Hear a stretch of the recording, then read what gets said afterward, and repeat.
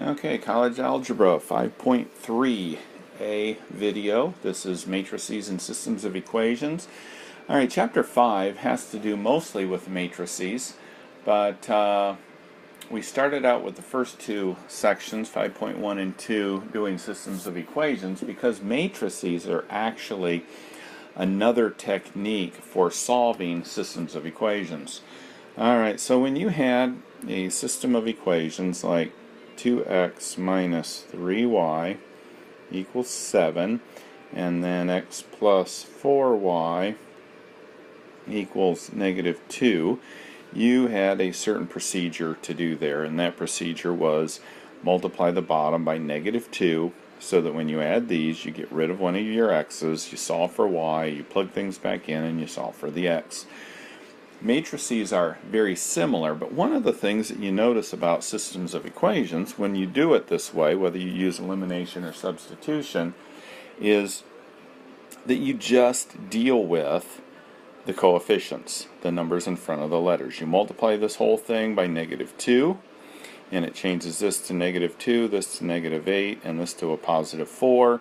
Then you add the coefficients here, and the x's disappear because 2 plus negative 2 gives you 0, which means then you solve for y. But you're just dealing with the coefficients here in order to get one of the variables to disappear and to find the other variable.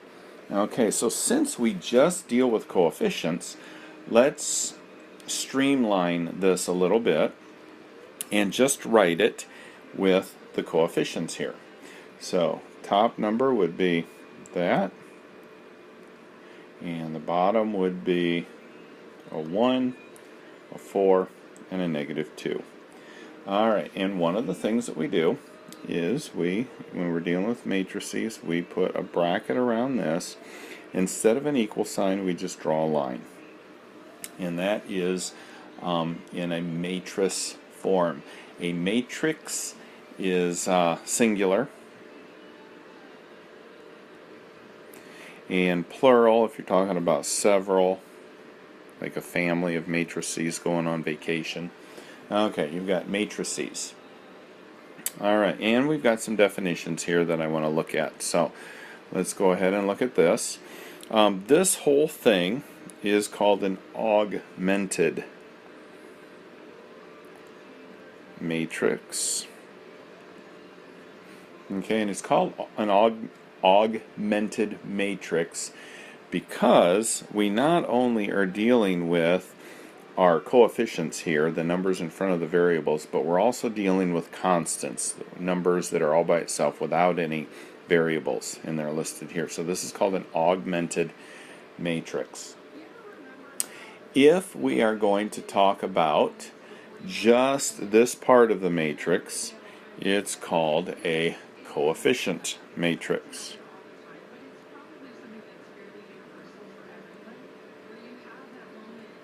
Coefficient matrix. Alright. The rows of a matrix are the horizontal, so there's two rows, this row and this row. Columns are vertical, so there's three columns.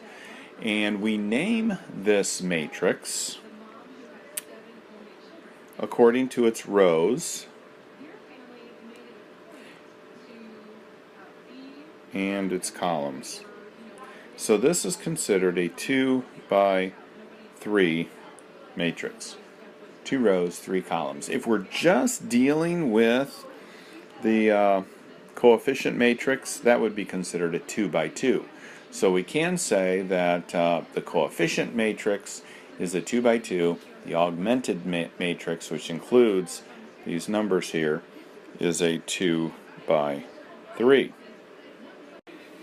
If we have the same number of rows, 1, 2, as we do columns, like in the coefficient part of the matrix, that is considered a 2 by 2. So whenever the number of rows and the number of columns are the same, it is called a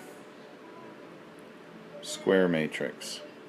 And there are some reasons that we want it to be a square matrix, and we'll get into that later. Alright, another term is this diagonal right here is called a main diagonal. and the numbers that are in the matrix are called entries. So a lot of vocabulary there. Make sure that on top of page 463 you write down the bold-faced words, because I will use a lot of these words when we are going through things and discussing this whole matrix thing and solve these. Alright, so like I said before, this is just another method, another technique to solve systems of equations other than using elimination or substitution. And this becomes very handy when our matrix may have 4 equations and 4 variables, or our system of equations has 4 variables and 4 equations. It'd be really a lot of work, or even 5 or 6. This becomes a lot simpler to use the matrix technique to solve it rather than the other way. Alright, so we are going to use what's called the Gaussian elimination with matrices, and that's in the middle of page 463. And we're going to get into all different kinds of matrices, and they get a little bit more challenging, but we're going to start off with these since it's a little bit easier and go from there. Okay, so let's get rid of some of this. We'll get rid of that so I can move some stuff up. Alright, so let's go ahead and solve this. We're going to solve it basically the same thing we do with the system of equations using elimination or substitution. Well, basically elimination. It's just we don't have the variables there. And the equal sign, like I said before, is this vertical line right here. Alright, so let's go ahead and solve one. Let's take example 1 from the book and solve that. Okay, so first thing we do is we write down the system of equations, and then we're going to write this as an augmented matrix. So we're going to do this. Make our vertical line, and we're going to list all of our x's. 2, 1, 3. Then we're going to list our y's. -1, -2y. And notice in the third equation there isn't a y. So what we do is we put a 0 there. Okay, there has to be a placeholder. Whoops, and I put a y there, and I shouldn't.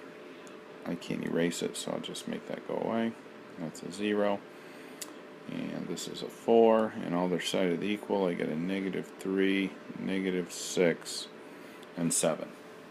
Okay, so this augmented matrix is a 3 by 4. The coefficient matrix is a 3 by 3, just includes those there. And remember, each one of these are my entries, and my main diagonal is right there. And we won't get into all of that today as far as what the main diagonal and all that, the importance of all that. But alright, so once we get things written that way, we start solving. Alright, so first, our goal is to find a row equivalence matrix in the form, let me just write it up here in blue,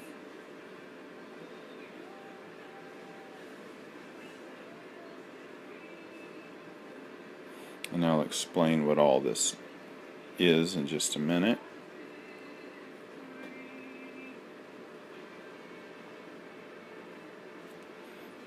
Okay.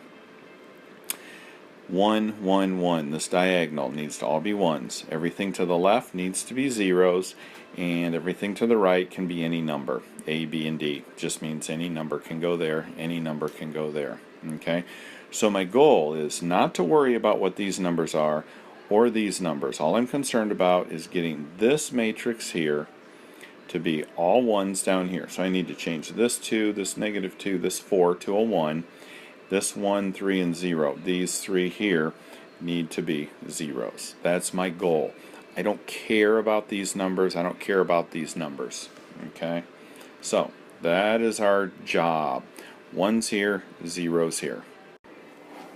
So an important point as far as doing this is what we're going to do is we're just going to manipulate some numbers. We're not going to change values, we're going to manipulate.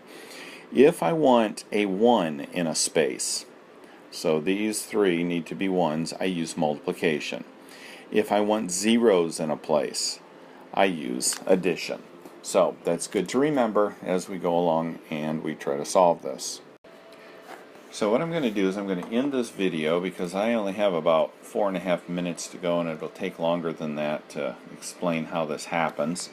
But when I put the next video up, we will just put this part on the screen and we will start to solve it. Well, actually I'll put that part and I'll put this part so you can use it as a reference and we'll start solving.